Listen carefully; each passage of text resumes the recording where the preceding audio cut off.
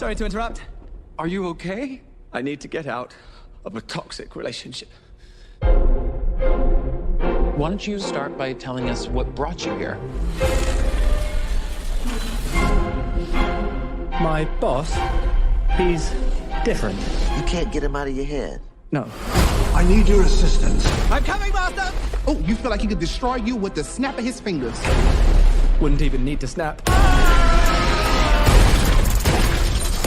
Okay. That sounds familiar. Yeah, what? Renfield, bring in innocent victims. I want a handful of nuns, a busload of cheerleaders. And I just want a normal life again. But this modern world is a dangerous place.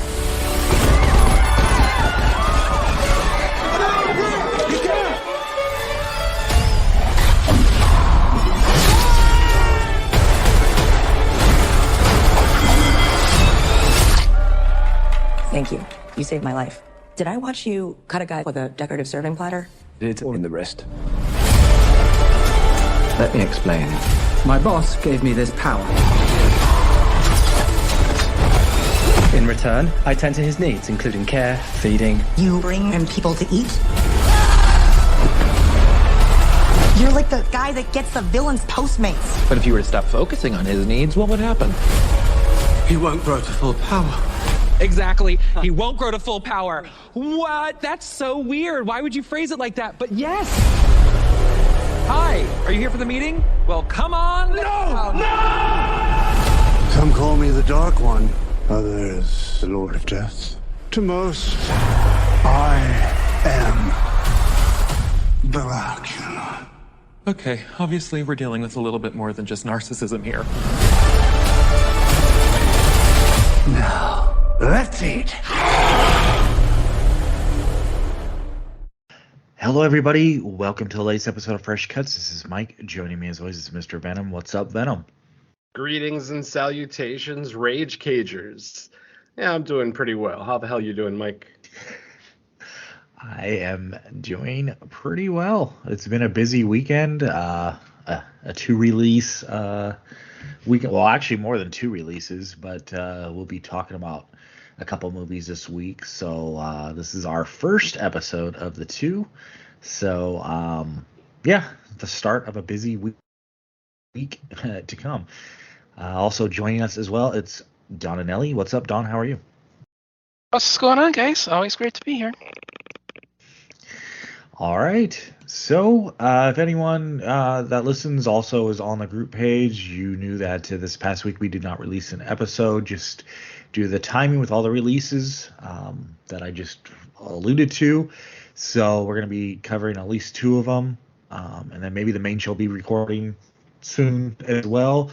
But first things first, we are covering Renfield with this episode, the latest release. It's a vampire flick with Nicolas Cage. I'm sure if you have any type of TV or internet, you've seen ads for it.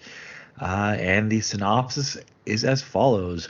Renfield, Dracula's henchman and inmate at the lunatic asylum for decades, longs for a life away from the Count, his various demands, and all of the bloodshed that comes with them. So, let's start with our general thoughts on Renfield, and I will kick it to Venom to start us off. What did you think of Renfield? Overall, I had a really good time with it. It gave me pretty much everything that I expected. Some laughs, it's not like gut-busting funny by any stretch. Some people may even go so far as to say it's not very funny, depending on their sense of humor. But, I thought it was mildly funny. I always look for over-the-top gore in horror comedies, and we definitely got that here. Crazy, insane arterial spray and body parts, being torn off, and just some really, really cool effects, some good gunplay. It's not quite John Wick by any stretch as far as its gunplay, but we do get some pretty decent gunfights. I did enjoy the fight editing, it didn't suffer from that kind of 90s and 2000s jittery camera for the fight scenes. They actually looked pretty well done. Performances were all great. I thought both of the Nicks did really good job. Nicholas Holt as Renfield was probably the highlight for me. I actually was pretty surprised at how much I enjoyed him. Nick Cage was Nick Cage. I mean, he's exactly what you expected him to be, just an over-the-top, crazy, fantastical version of Dracula, of Count Dracula, and we got exactly that. Ultimately, though, even with Nick Cage's crazy performance, I still don't think it was the most over-the-top performance in the movie.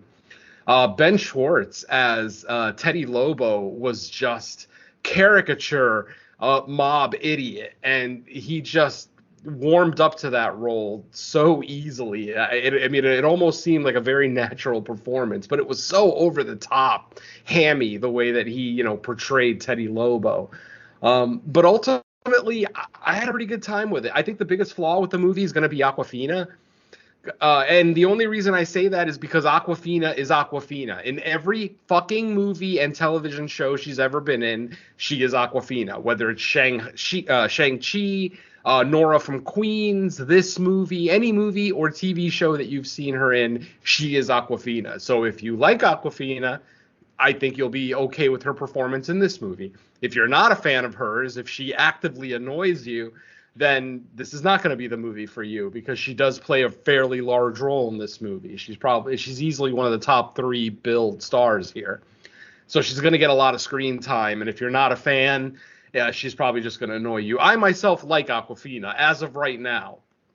I am starting to get into the feeling that she's kind of being forced on us by Hollywood a little bit. Kind of like Mia Goth right now is to the horror community. She's being forced on us greatly lately. But Awkwafina on a much lesser scale. We're seeing her in a lot more stuff. Hopefully, either she learns to actually portray other characters or goes back to stand-up comedy, because I did like her stand-up comedy. I always loved her comedy. She is funny as shit, but sometimes as a performer, as a film performer, she's barely performing. We've had actors like that in the past where they basically play themselves in every single movie.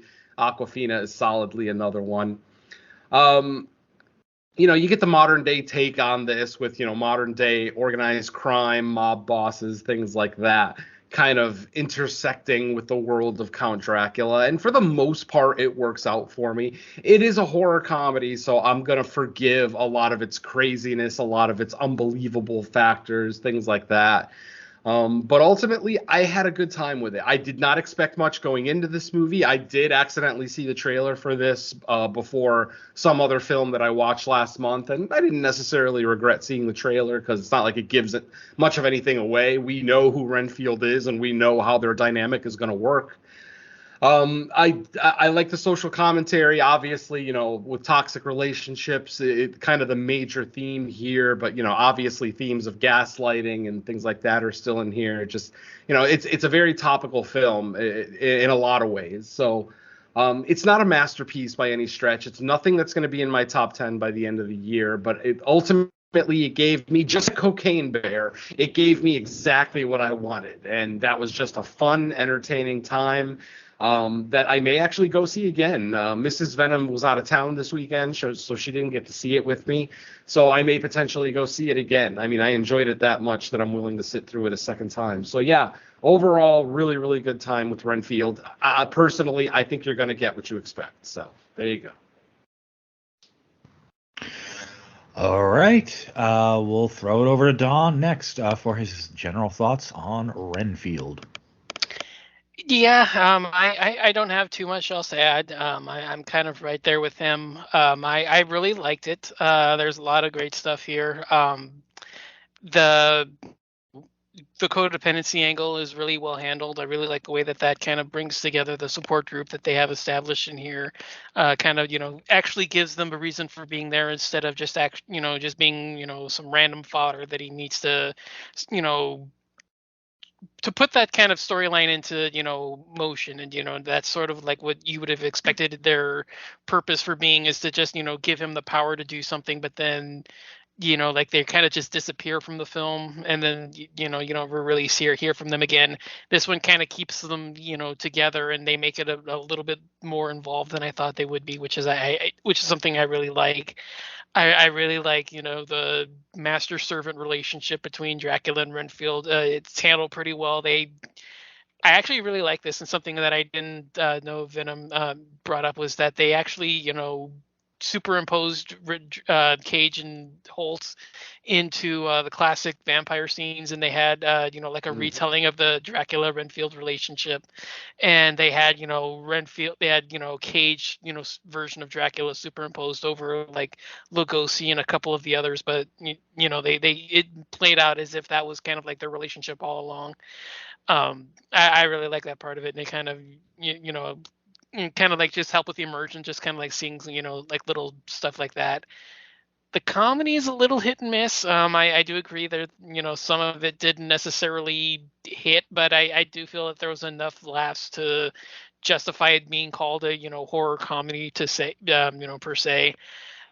Gore is fantastic. Some of the limb splitting and some of the like the bodies just exploding were like really fun and really cool. The one issue I have with this, and it's something that I'm one of a particular annoyances that I have with these particular kinds of films, is that I think it's a little too busy. And I don't really feel that it really necessarily needed this angle about police corruption. Like I don't really feel like the whole angle with the police force being on the like the drug lord side, I never really feel like that's ever really truly explored. Like they just make like 2 or 3 passing references, and then like they show like the two forces are on each other's sides, but I don't know, just it didn't feel like that was really necessarily needed. You probably could have just had it where it wasn't even brought up at all. Like it's just one where the cops just look a blind eye. Nobody really does anything because they're too powerful, and she's barking up a tree that she's out of her element or something like that. But I don't know, just to me, I really felt like that storyline just was brought in kind of like to add an extra hurdle that didn't necessarily need to be added, and just make the film feel unnecessarily busy that it didn't really need. I really like everything else was really working for me, so I don't really feel like that was something that it really should have brought in. But I mean, other than that, yeah, this is like a really fun, just straightforward kind of a film. You know what you're getting. You know what you're gonna get in these kinds of films.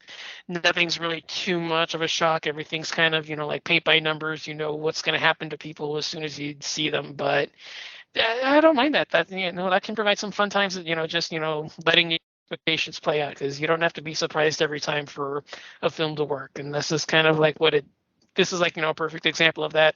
Cocaine Bear is another one where it's exactly what you think it is, and it's all the better for it by playing into it rather than trying to do something unique and going off the rail for something that it didn't necessarily have to do. So yeah, again, maybe not something I'll have as my top 10. I mean, it is right now just based on the dearth of releases so far, but yeah, over time I'll probably think highly of it, but it probably won't be top 10 material. So yeah, overall fun time, few minor nitpicks here and there, but overall nothing too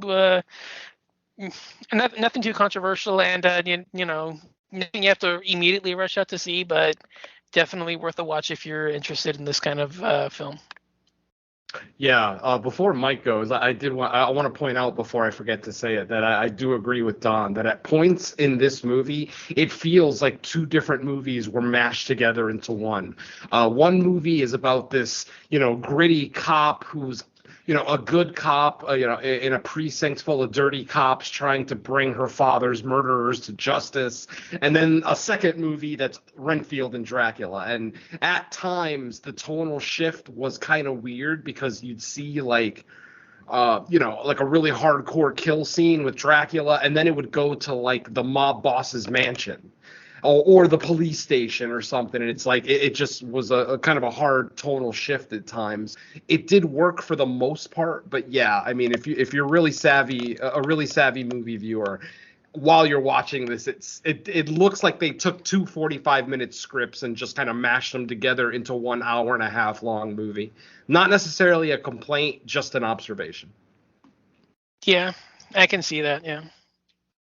But yeah, other than that, I'm done, Mike. So it's over to you. All right. Yeah, I mostly agree with what you guys had to say. If there's any single description that I would agree with, it's Dawn's a busy movie. It probably has like one or two too many story elements going on for this type of movie.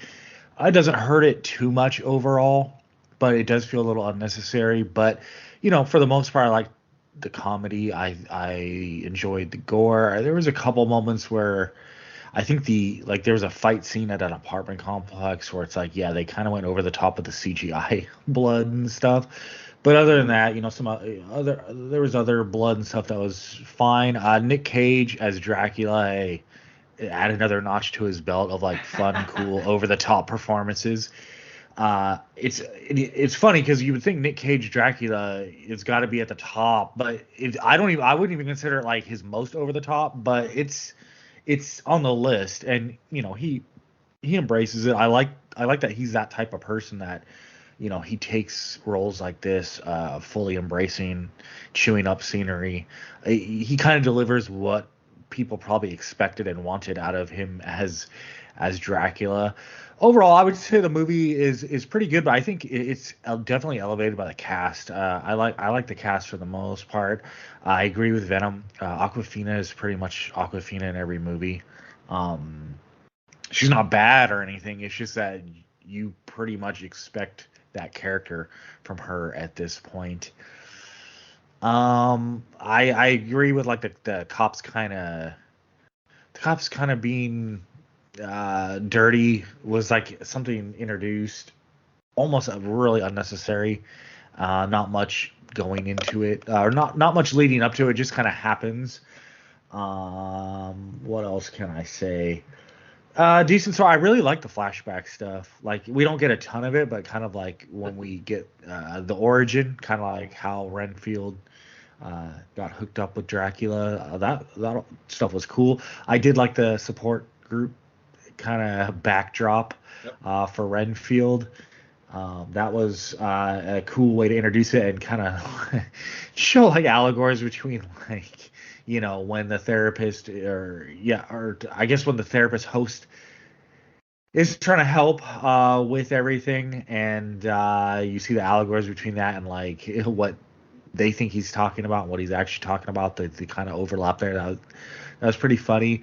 The comedy, it's hit or miss, but there's enough there to make this enjoyable.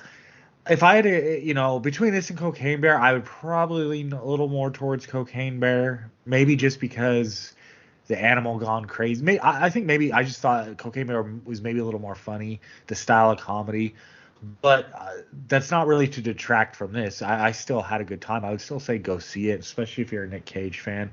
I think he does enough to win me over with this kind of movie. Horror comedies, especially when they deal with like an established character like a Dracula or vampires, there's big potential for like a home run or a strikeout. And I would say, this one probably hits at least a solid double, maybe triple, but I wouldn't say it's quite a home run, but it's good enough. So I would say check it out.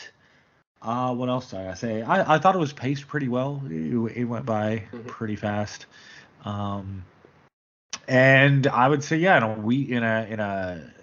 a week or a couple weeks span where there's going to be a lot of stuff to see in the theater. If you're in the mood for laughs, you're not going to go wrong with this one. So overall, it's getting a thumbs up, and I would say go see it. Yeah, absolutely. I mean, it seems like we're all fairly in agreement on this one. All pretty much had a good time with it. All admit that it's not side-splitting comedy, but it does, hit at times. When I'm watching the film, sometimes it kind of feels like the filmmakers weren't confident enough to just give us a 90-minute movie of just Renfield and Dracula kind of dealing with their personal issues. It's like they felt the need to modernize it, add this secondary cop story that does intertwine. Well, it doesn't really intertwine with Dracula and Renfield so much as it intertwines with the mob organization that, Dracula and Renfield eventually get entangled with. So it does kind of feel like a little bit of a reach, like, the filmmakers maybe as I said, maybe they just weren't confident enough to make the whole movie just Renfield and Dracula with the support group and, what other cool little stuff that they did there.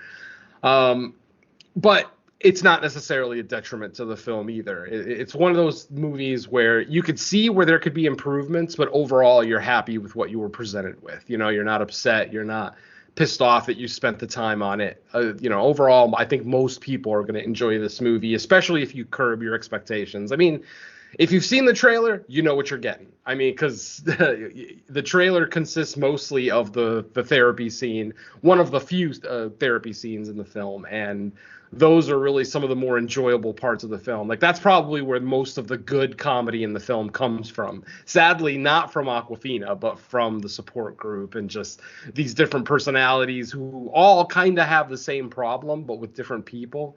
And just, kind of connecting the dots with Renfield's description of his boss and everything like that. I know parts of that scene were in the trailer too, so if you've seen that, again, you kind of know what we're talking about here. But yeah, like I said, this isn't a movie that's going to stop the world. It's not, it's not breaking the mold by any stretch. But it's a solid film. And ultimately, my best suggestion would be to watch the trailer. If you've seen the trailer and it looks even moderately interesting, then I would recommend the film. I think you're going to enjoy it. If you watch the trailer and think that it's going to be stupid, then it's probably just going to be stupid. So, you've kind of already prejudged the film before you walk in. So why waste the money? I actually watched the movie Thursday night, actually, with a bunch of like 15, 16, 17-year-old boys in front of me. And my God, these were the most cynical. I know we were all cynical as teenagers, but Jesus, every single trailer that played when the trailer was over, that looks stupid. That looks stupid. Like every goddamn movie. I mean, they could have played a trailer for The Godfather and they probably would have said, "Oh, that looks stupid." And then at the end of the movie, as we're walking out, I hear them going again, "Well, that was stupid." And it's like, I wanted to stop them and just ask them, what the fuck do you like? I mean, if every trailer was stupid and the movie that you just paid to watch was stupid, what the fuck do you enjoy? And I guess it's just that age. Like I said, most of us were probably like that. I don't remember being that hateful towards, art when I was younger, but, whatever. It's a new day and age. But yeah, interesting to sit behind those idiots for a movie like this on a Thursday night. Yeah, and not to mention, like, unless they all have podcasts that are forcing them to go see stuff, if I was that hateful or I disliked the stuff that much, I wouldn't even be going to the theater to see it in the first place. Yep. That's what I wanted to question. Like, why are you here? You obviously saw the trailer for this movie, and I'm sure you probably said that looks stupid after the trailer played, so why the fuck are you here? I mean, the only thing I could figure is that, it gets them out of the house, gets them to hang out with their friends, blah, blah, blah. I don't know. Camaraderie, I guess, more than anything. But yeah, I don't understand wasting the money to watch something that you think is going to be stupid. That just seems dumb. But maybe it's not even their money, too, because, I mean, I did see I saw the movie in Northridge, which is kind of a part of California that has a little bit more money. So maybe these are spoiled rich kids. I don't know. Possibly, yeah. Yeah, they just go see everything because it's mommy and daddy's money, but still, just find some fucking joy in your life, for fuck's sake. You're gonna be a miserable college student if in high school you hate everything, So for fuck's sake, get some joy in your life. Anyway, what else can we say about this that's spoiler free? I agree with Mike. This is a really good cast. Even the secondary players, I thought all did pretty good jobs. The mob boss, played by a woman, I didn't think she was too over the top with it, because again, some mob bosses, they could really ham up that role, but I thought she did a very subdued performance for considering how much power she supposedly had. Even though, yeah. I mean, she just kind of disappears, right? Like after she closes the shutter, do we see her again? I don't remember. Oh well. Yeah, I mean they do kind of like. Well, the classic, don't they bring her out? There's one at the end where they take her into custody. Oh right, they arrest her. I totally forgot. Okay, sorry, spoilers. I totally forgot what happened to this character. Sorry, folks. They definitely do like the classic like head of the mob is like the cool veteran knows what they're doing with the hothead kid. Oh yeah, you know, by far. But like, you know, sometimes mob bosses are angry, and like even the greatest mob boss ever, Vito Corleone, even he can be accused of hamming it up every now and then. So I was just saying that this was a much more subdued performance. Like, she had the power and knew that she had the power and didn't need to raise her voice to prove that she had the power. So I appreciated that, at least. Yeah. What else? We've already talked about the effects, the fight scenes. You know, the score is fine. The score is nothing crazy. I did like the Dracula to bat effect. That was cool. Yes. When he would there were a like couple of bunch effects in here that I thought were really cool. Yeah, Dracula turning into smoke and injecting himself into someone. I thought that was pretty cool. We'll talk about that in the spoiler section, obviously. So yeah, there's a lot of little tricks. I love the look of Dracula after he's attacked by the vampire hunters the first time, where he's almost just a burnt husk, but he still has this great attitude of, that could have gone better. I thought that was great. That's Nick Cage, though. That's Nick Cage through and through, obviously. So I forget what the exact line was, but yeah, Renfield asks him, "How do you feel?" And literally this burnt husk looks up at him and goes, "I felt better." It's stupid, I know, but it makes me laugh. Whatever. But yeah, even the performance, the relationship between Renfield and Dracula is very believable. You know, this Renfield, obviously he has skills and can handle himself, you know, because of the gifts that Dracula has given him. But he still has, you know, that weak kind of soul that just forces him to be a part of this relationship with Dracula, where honestly, what could he possibly do, though? I mean, if he tries to walk away, Dracula finds him, kills him, it's over. If he tries to kill Dracula, Dracula defends himself, kills Renfield, it's over. It's like, it's one of those like catch-22 situations where, and Dracula even makes the point in the movie here that of how Renfield made this decision, you know, back in 1880, whatever, when they first met. And it's like, and that's valid too. You know, Renfield wanted money. He wanted to get this land deal done with this rich count from, you know, Wallachia, and wasn't thinking about, you know, his soul or his, you know, moral obligations, anything like that. He just wanted to make money. Granted, for his family, you know, it wasn't completely greedy. There was some nobility to it. You know, he wanted to improve his family's lot in life, but, you know, when you lay in bed with the devil, expect evil things, you know? Yeah, exactly. And I thought Renfield in this movie, Nicholas Holt, I think he portrayed like the kind of like the reluctant character well. Obviously, he was no longer happy. He came off like he hasn't been happy being the familiar in a long time, but he's kind of trapped in that corner of like, what exactly am I going to do about it? I can't really do. Once I made that agreement, I'm kind of stuck. So yeah, it was good. Yeah. All right, folks. Well, I think that's it for non-spoilers. I think this will be your final spoiler warning while we go into this walkthrough of Renfield. Should be fairly quick. It's not the most involved story ever. We've told you the biggest parts of the story already, so it's just really a matter of where the story goes. So there you go. Spoiler warning, excuse me. So let's go ahead and start. Our movie opens up with scenes from the 1931 Dracula.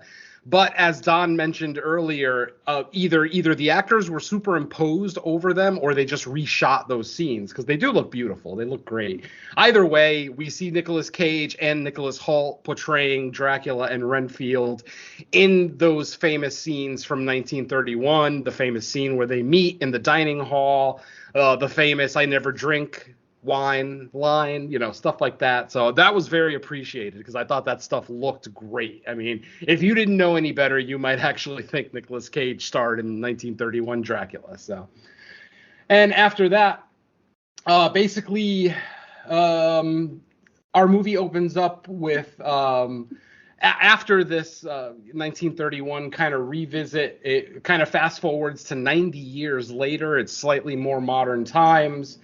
And, we see Renfield and, kind of out in the city. He explains how him and Dracula have to constantly be moving. Not constantly, but anytime the vampire hunters catch up to Dracula and attack him and there's an altercation, of course they have to leave town, because once one set of vampire hunters knows that they're there, everyone's going to know they're there. So, they kind of have to bounce from city to city. We see the vampire hunters come in and, shoot arrows at Dracula. At one point, we see a priest and a vampire hunter trap Dracula in a, what's it called? A circle of power, I think is what they called it in the movie, or something along those lines. But basically, it's like a circle of sand on the ground. Once Dracula gets within that circle, they can say some magic words, and then we see like a magic aura appear in the shape of the circle, trapping whoever's inside of it. Basically, Renfield walks into the room just as they're getting Dracula into the circle of power. And basically, Dracula does that gaslighting toxic male thing where the vampire hunters are trying to convince Renfield, don't help him anymore. Your soul can still be saved. You don't have to continue to be his servant, blah, blah, blah. But of course, Dracula kind of gets into his ear and tells him, do you honestly think that they're going to let you go? All the people that you've killed in my name, do you think they're just going to let you go scot-free? Of course not. As soon as I am dead, they are going to arrest you or kill, or worse, kill you. That gets into Renfield's head. He kind of agrees, and he basically takes off one of his shoes and slides it towards the circle of power, breaking the circle of sand on the ground, which of course breaks the force field around Dracula. He's able to get free, and just before he's able to kill the final vampire hunter, that vampire hunter opens the drapes in the room, exposing that it is daylight out, and the sun comes in and basically burns Dracula to a crisp. Renfield himself then takes care of the last vampire hunter, and at the same time rips a curtain off the window to cover Dracula and put out his flames. That's when they have that little exchange of, how do you feel? I felt better. And he's literally just a burnt husk. Literally looks like he's about a quarter of his normal body weight. He looks like a skeleton with some charred black stuff on it, basically. And I appreciated that. So again, Dracula and Renfield have to move. They move to this new city. They decide to move into an abandoned hospital because of since it's abandoned, the lack of traffic inside, though I'm very surprised there were no squatters in there. I figured that would be a scene in the movie, actually, where they'd get there and there'd be some squatters in there and maybe Dracula had to clean house or whatever, but nope, nothing like that. They just live in this place and basically are collecting. I think at one point they find old blood bags, and Dracula just basically hooks them all up to him. And what's actually a pretty cool looking shot with all the blood bags hanging, so that they're not intersecting each other. So it almost looks like a wall of blood bags. And then with the light coming in from behind it, it just looks kind of cool. I thought it was a kind of a nice shot. So even though it's not very practical way to inject your blood or ingest your blood, it was a cool looking shot. All right. So, where are we from here? I guess we can introduce Awkwafina. Awkwafina plays Rebecca. She is a police officer. She's brand new, literally first day on the force. We find out that her father was like a storied police chief, or I think he was the chief of this department. In years past, he was killed on duty by the Lobo gang, or the Lobos gang. I think they were saying plural, so Lobos, the Lobos gang. Basically, the most powerful, mob organization in the city. Run by, everybody in the family's last name is Lobo, so that's probably their real name, I guess. And obviously Awkwafina's like, she's brash. I mean, she's Awkwafina. She's Awkwafina in every movie. She's brass. She's got a no fucks given attitude. tells it exactly like it is, even right up to her chief. Like, she'll even look at her chief and say, I can't believe I'm stuck in this precinct full of dirty cops. What the fuck? I can see why my father hated this job or whatever. Little comments like that to piss everybody off. So obviously she's the most hated cop in the precinct. Nobody really likes her or helps her out. Luckily, her sister is in the FBI. Her sister also went into law enforcement, but she went beyond, police enforcement and went into the FBI. She's now a full-fledged FBI agent. She'll come back in this story. She'll have some pretty important parts of the story later on. But what ends up happening is that there's a traffic stop. Well, actually, no, before the traffic stop is the support group. So obviously, if you've seen the trailer, everyone has seen the support group. We're introduced to the support group, all the wacky different characters. And then during this first support group meeting is where we find out that the reason that Renfield is here isn't necessarily because he feels like he's one of them. He's actually looking for prospects to feed Dracula. So all of these people who come to this support group and talk about the toxic people in their lives and how they're destroying their lives and everything else, Renfield will go out, find those people, kill them, or knock them out maybe, and take them to Dracula. So that's what he ends up doing. One of the girls in the group talks about her boyfriend who's constantly, cheating on her, hitting her, blah, blah, blah, blah, blah.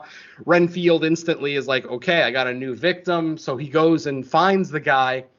Turns out that he is a member of the Lobos gang who has just stolen a large quantity of cocaine from the Lobos with the intention of selling it themselves and, creating their own drug empire.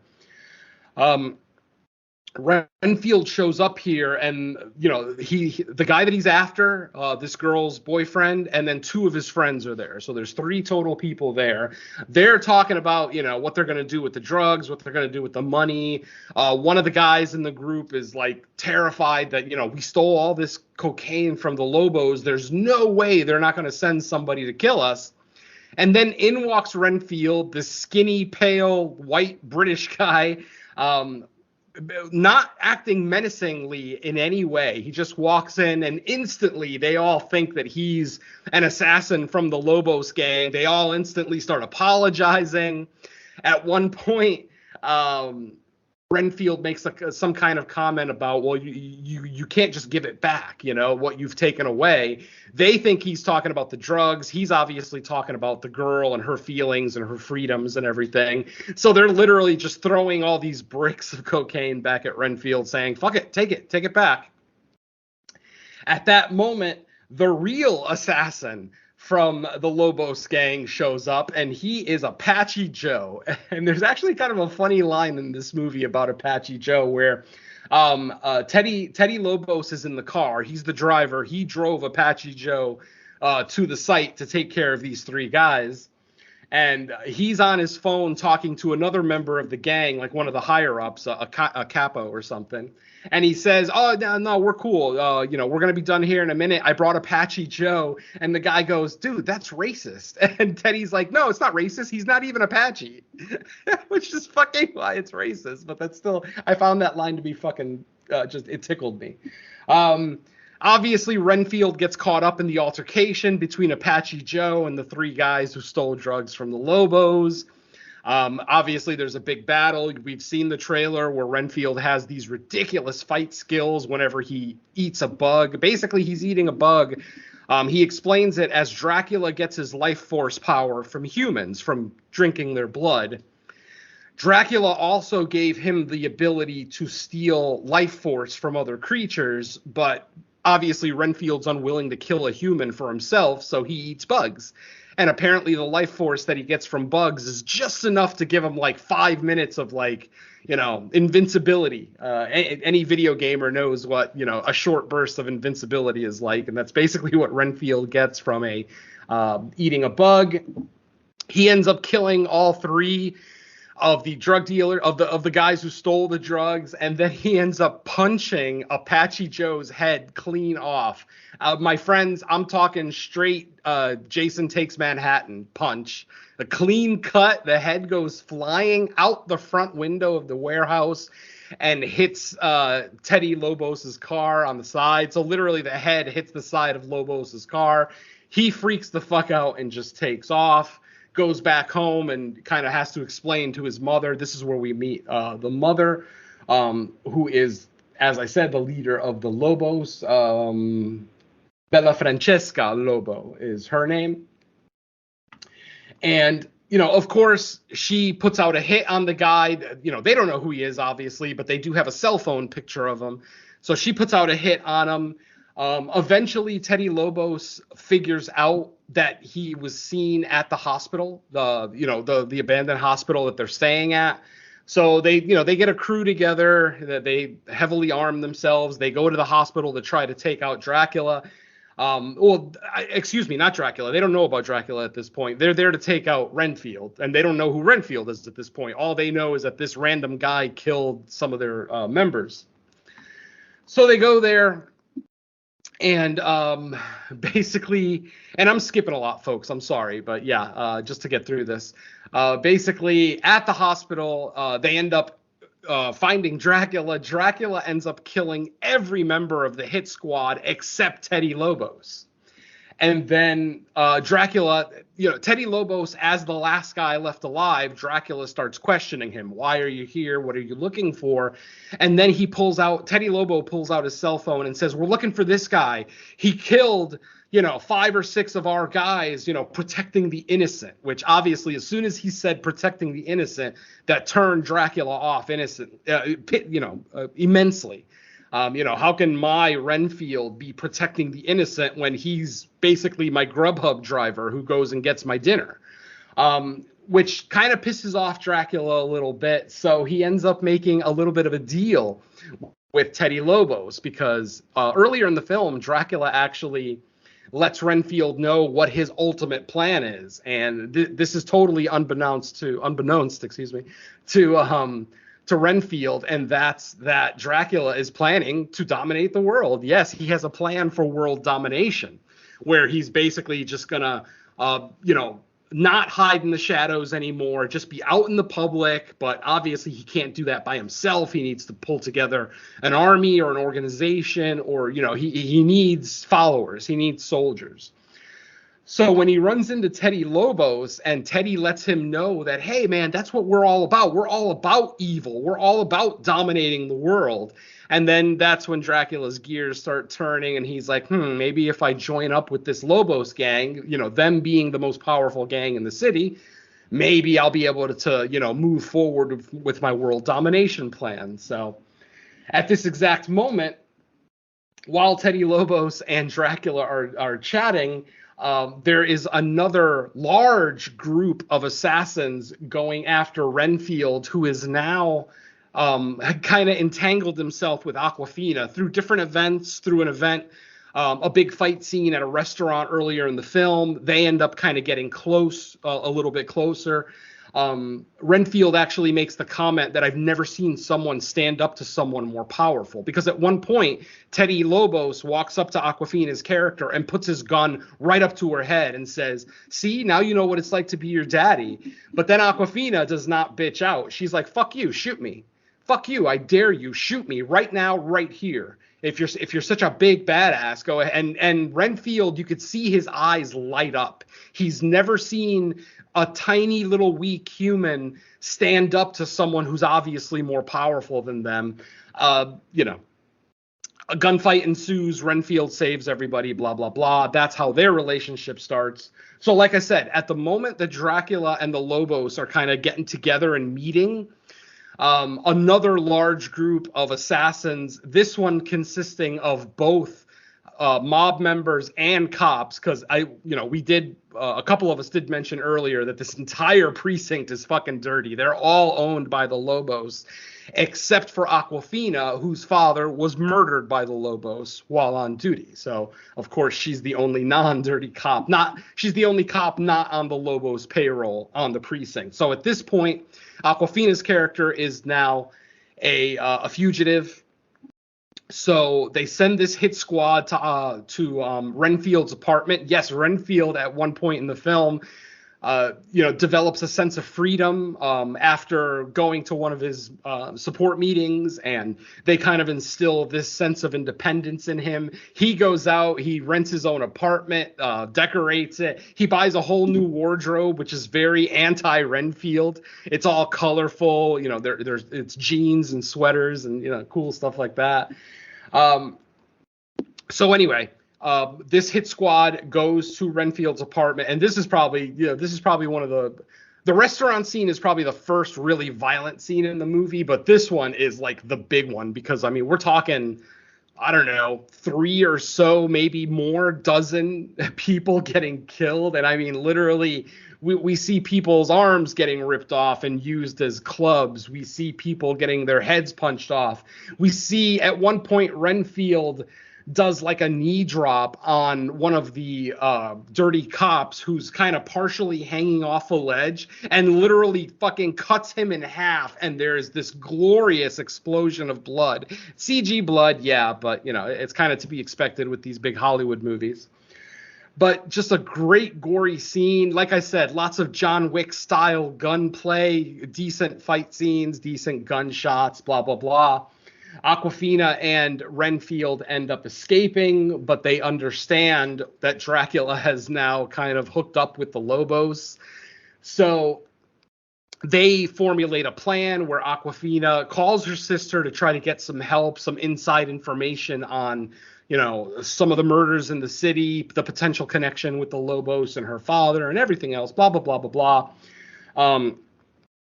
So Awkwafina and Renfield arm themselves. They end up going to I don't know if this is like the police armory or some gun store that they break into, but basically they start arming themselves to go to the Lobos compound. They literally walk right into the front door of the Lobos compound, and a gunfight pretty much ensues right away.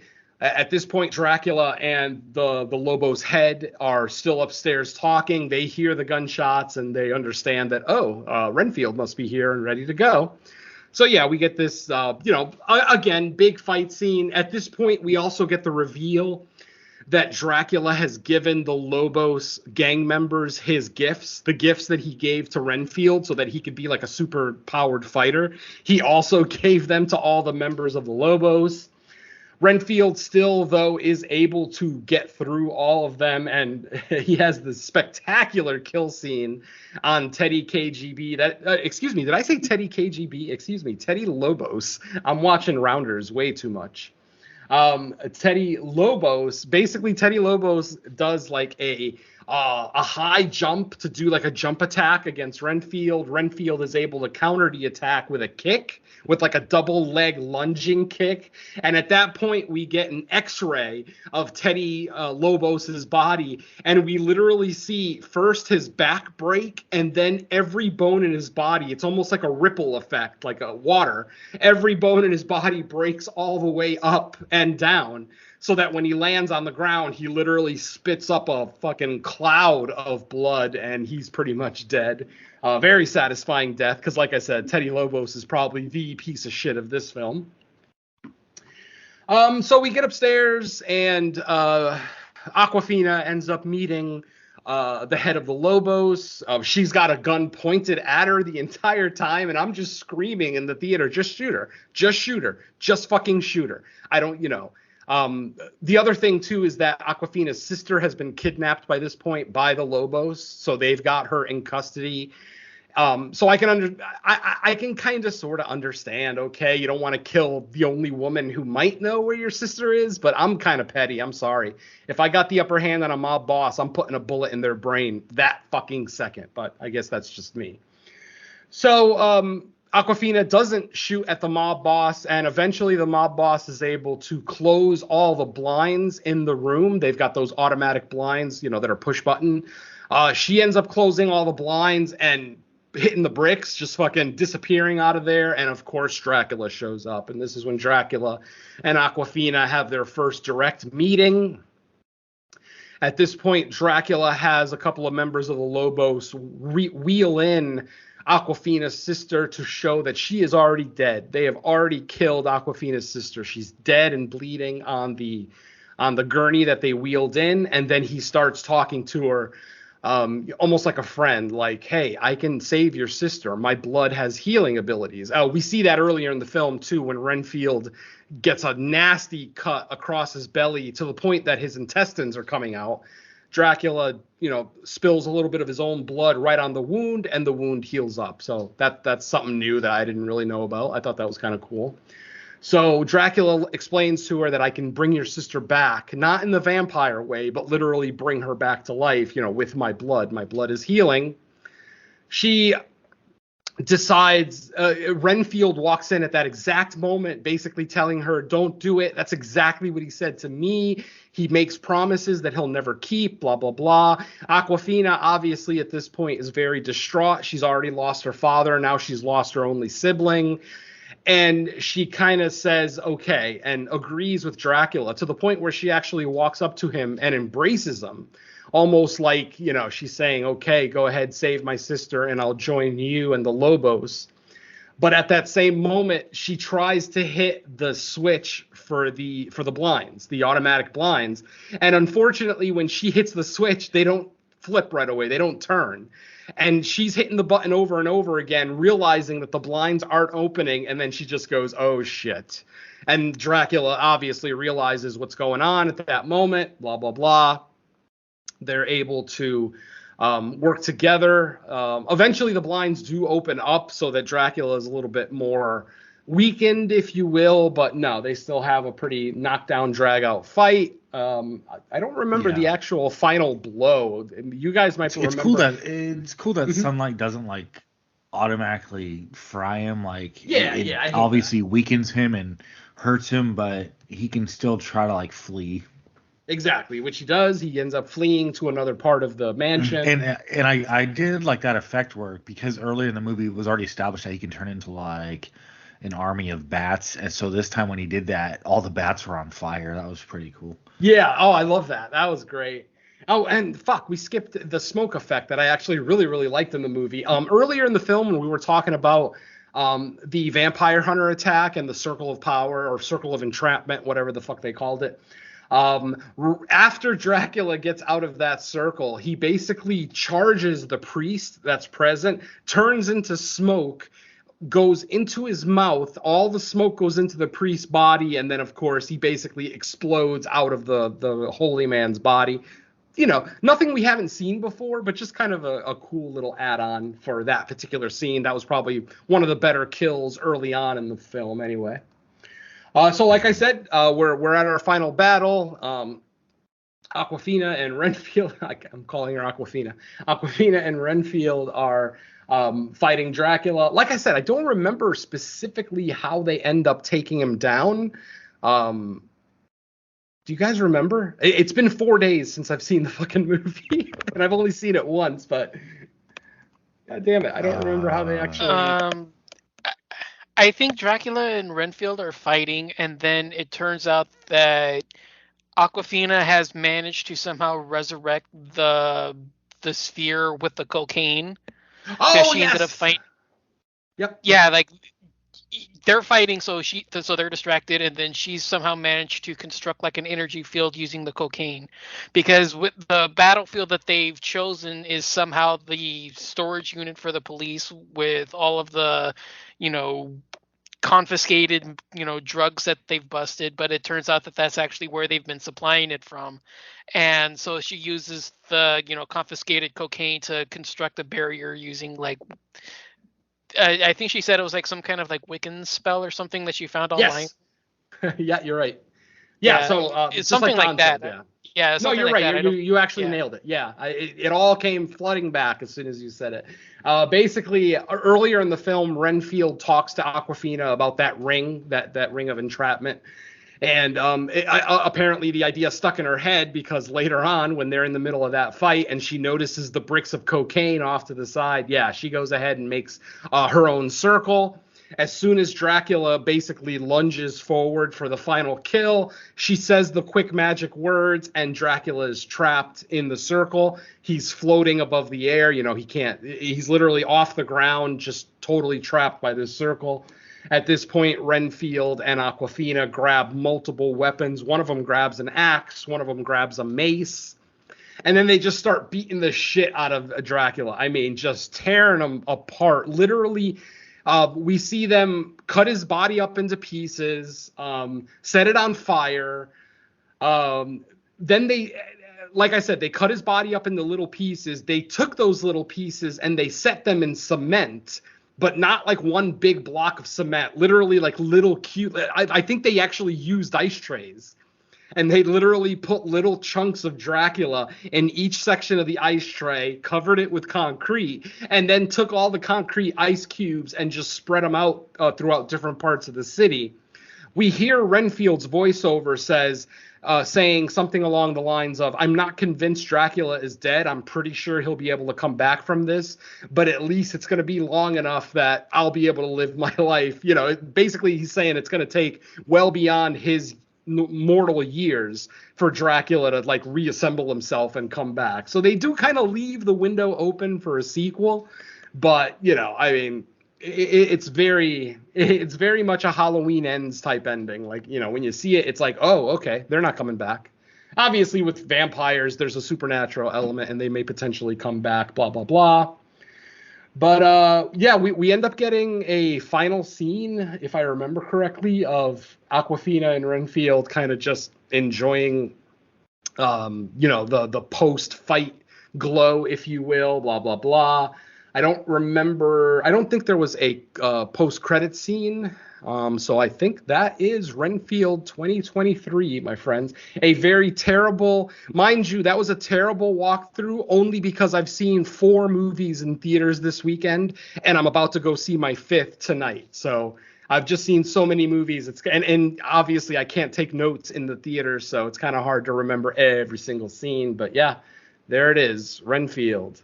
I enjoyed it. It sounds like most of us enjoyed it, and I think you'll enjoy it too if you give it a chance. I don't know that it's vital viewing in the theater, like you got to rush out and watch it now. If you've seen the trailer and it looks mildly entertaining, you could probably just wait for a VOD release or something like that. But regardless, I had a good time with it. I will definitely watch it again. And yeah, bravo, Nicolas Cage. Yeah, I would say as long as like I think it's one of those horror comedies where as long as you're in the mood for something that definitely veers more on the comedy than horror side, then you'll be okay with it, right? Because it's not like a hardcore Dracula horror film with some comedy. It's definitely a comedy with Dracula. Absolutely, it's definitely more. How can I put it? It's more Gremlins than it is Return of the Living Dead. Does that make sense? No, that doesn't make sense. I see where you're going, but yeah, I don't know. Well, like a What We Do Because in the Return of the Living Shadows Dead is almost. really funny too. I wasn't Yeah, thinking that's that. But yeah, like Mike is saying, it leans heavier on the comedy aspect, but I don't think it's a detriment. I think horror and comedy fans will get into this one.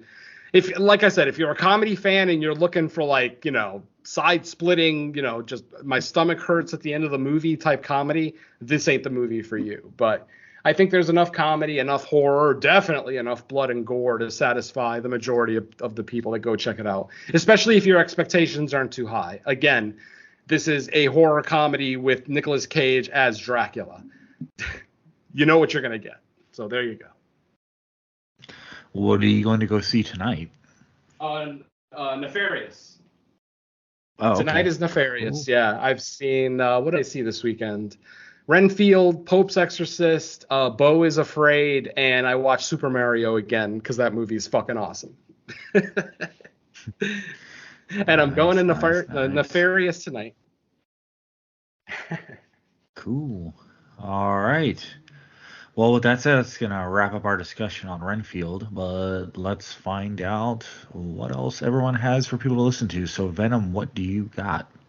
All right, No More Room in Hell presents Creature Comforts. Episode 16 is available. It is live, and on that episode, Derek, Don, and myself welcome Brandon Young from the Anatomy of Fear podcast to join us on a discussion on 1990s Tremors, a favorite of a lot of us. Not an absolute favorite, but you know what I mean. A favorite creature feature of a lot of us, if not the absolute favorite for Mr. Brandon Young. It's a quick episode, under an hour. We have a great quick discussion on the movie. We even get to talk a little bit about graboid cocksocks. So join us for all the fun. Let's see. And that's pretty much all I have, sadly. I mean, obviously, Mike mentioned the main show got delayed, so hopefully we'll get that recorded this coming weekend. And still no plans for the next episode of Crystal Lake Gift Shop, but hopefully that'll be here sooner than later. And that's pretty much it for me. I know I have a guest spot on the Joe Blow summer series. I think they're looking at Resident Evil movies this year. I don't think I've been assigned which Resident Evil movie I'm getting yet, but yeah, that's going to be the summer series for Joe Blow Horror something. I forget the full name of that podcast. I'm very sorry. Joe Blow Horror Show. Thank you, Joe Blow Horror Show. So yeah, that'll probably be the next guest spot I do, and that's pretty much it on my agenda. All right, Don, how about you? Yeah, as mentioned, Creature Comforts is available. That was a lot of fun. Definitely had a fun time with that. Latest episode of the Horror Countdown. Well, there's actually two, just based on the scheduling that we had for this. The older of the two is I look at the favorite slashers and human villains.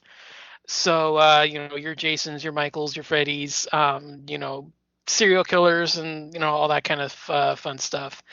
And the latest episode is top 10 scariest subgenres. So it's not actually the films itself, but the subgenre itself. So slasher films in general, creature features, haunted house films, possessions, all that kind of fun stuff. So yeah, it was pretty fun to do both of these shows. The subgenres one is a little bit more intriguing, I think, just because it's the what makes the subgenre scary to us, and my co-host as well. So that one is it's a little different take than some of the other episodes I've done, but they're both really good, and I still really like both of them. So go ahead and check those out. Still waiting again. I've been saying this for a while now, but still waiting on my episodes for the Stu World Order podcast and Road to Nowhere. Stu World Order, I looked at the action film Red 2, and Road to Nowhere was just a triple bill of Fulci. So both of those are still waiting release. I have no idea when they're coming out. Those are shows that I've never worked with before, so I don't know recording schedules. I don't know when they're going to be released, but they should be out hopefully sooner rather than later. So I can't give you anything more than that, but best I can do at the moment. But yeah, I guess that's all for me. All right. For me, nothing coming up, which is fine, though, because it's going to be a busy week. We'll be having the second episode of Fresh Cuts recording. And then the Evil Dead movie comes out. So, action-packed week. Also, there's a chance of the main shows getting scheduled sometime soon. So, keep up on that. And otherwise, yeah, our next two episodes are pretty much already planned out. Like I said, our second episode of this week will be covering The Pope's Exorcist, which we'll be recording in a couple days. And then Evil Dead will be the episode after that, as that opens this coming up Friday. So that's one of the more highly anticipated ones. Everyone remembers the story. I think it was originally going to be HBO Max, but ended up getting switched to the theater. So that's exciting. The fact that they went and pulled the switch on that. I was hoping anyway they would have given like some type, because they did that with Prey, right? They put it in the theater in some places. So they did. Wow. Yeah, Prey. It did get some theater runs after the fact, I think. Oh, after the fact. But, yeah, who gives a shit? I already saw it. Well, for the people that hadn't seen it, I guess. I don't know. But hey, yeah. So those couple episodes are planned out, and then after that, we'll see what the schedule looks like. But yeah, thanks everybody for listening. We will be back. I was about to say in a week's time, but we'll actually be back in a couple days' time for the next episode. So thanks everyone for listening. Let's say bye to our listeners. Later. I never drink wine. Peace.